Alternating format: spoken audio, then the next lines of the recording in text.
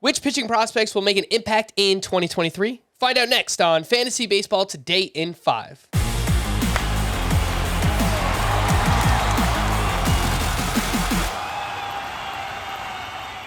Welcome into FBT in 5. Today is Thursday, December 15th. I am Frank Sanford, joined by Scott White, and we've been talking a whole bunch about pitching prospects.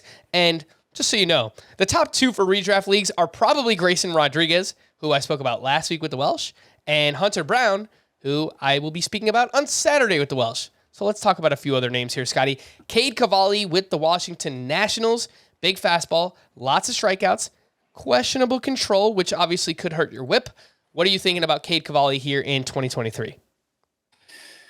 Yeah, his prospect stock has kind of been a roller coaster ride the past couple of years, including just last year. I mean, his final numbers at AAA were not especially impressive. 3.71 ERA.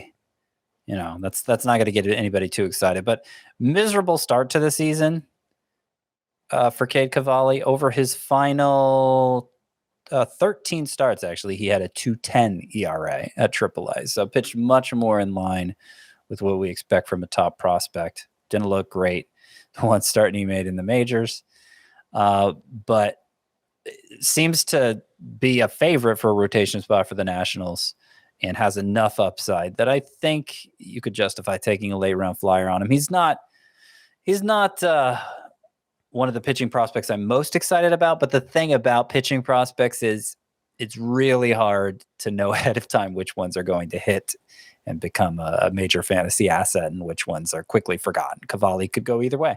Let's throw two more names your way here, Scotty, both from the Arizona Diamondbacks, Drey Jameson and Ryne Nelson, who we saw come up late last season and perform very well in a limited sample size. They're also kind of both poster childs of Diamondbacks pitchers not performing well in the minors because of very offensive heavy environment, and then coming up and pitching really well at the major league level. We'll see if they can continue that, but what do you think about those two? It was kind of amazing, specifically at AAA Reno, which is in the Pacific Coast League, very hitter-friendly league.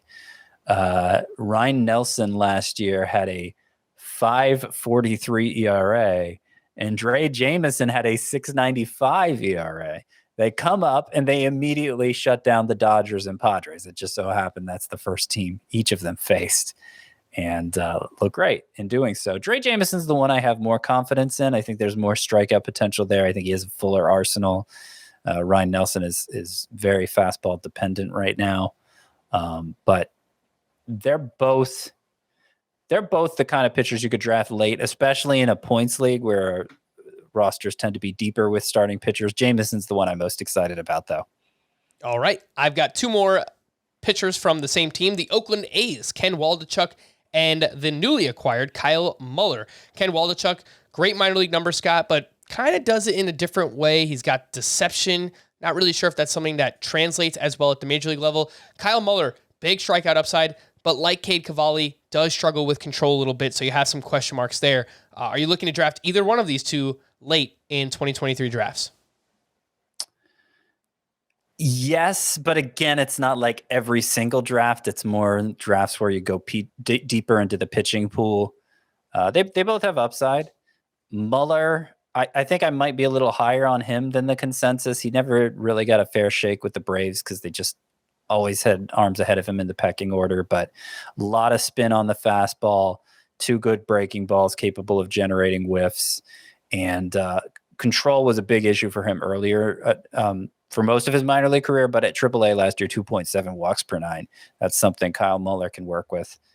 Waldichuk, yeah, he's kind of an odd one because the K per nine has been amazing throughout his minor league career, but the stuff wouldn't suggest a big strikeout rate, so he has that deceptive lefty thing going on, and sometimes that translates to the majors, sometimes it doesn't. Obviously, he's not going to get much help with his supporting cast in Oakland, so my enthusiasm for him is tempered, I would say. But there could come a point where I take him just as an upside play. I would say somebody like Drey Jameson, I prefer to both of these Athletics pitchers. All right, last name here, Scott. I didn't prep you for him, so I hope you're ready. Hayden Wesneski with the Chicago Cubs came over from the Yankees in the Scott Efros trade. And another one where the sample was very small, but he was great. 2.18 ERA, 0.94 whip over 33 innings pitched with the Cubs last season. We'll see if he has a job out of the gate on opening day. But if he does, I think there's a lot to like with Hayden Wesneski. Yeah, he could. He could have a job. There's definitely room for him if he makes a strong enough impression, if the Cubs are willing to go that way. Pretty good ground ball guy. I don't think he's going to be a big bat misser. He wasn't in the minors either, but we're at a point in the majors with the changes to the ball the past couple years where I don't think you necessarily have to be a huge strikeout guy to be a very useful pitcher in fantasy. And I think Wesneski could fit into that category. So another person who I'm considering in that range, I'd probably prioritize him over the two Athletics pitchers, Waldichuk and Muller as well.